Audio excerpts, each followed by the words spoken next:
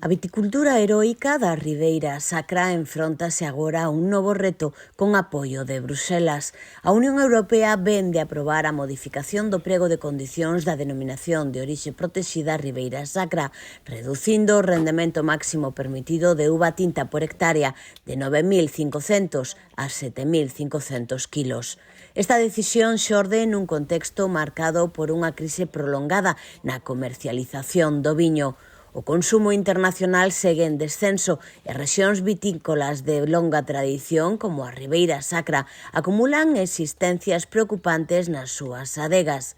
Esta saturación levou a que nos últimos anos moitos países da Unión Europea activasen medidas extraordinarias para controlar os excedentes, como o arranque de viñedos, a colleita en verde ou a destilación para usos industriais.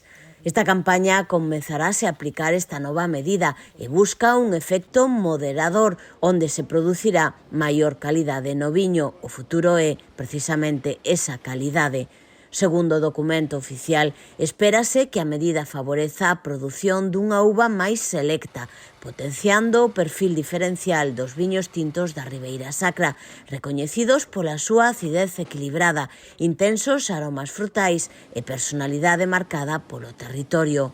A denominación de orixe protexida Ribeira Sacra é a única das 5 denominacións galegas onde predominan os viños tintos, polo que esta modificación afecta de xeito directo o seu corazón produtivo.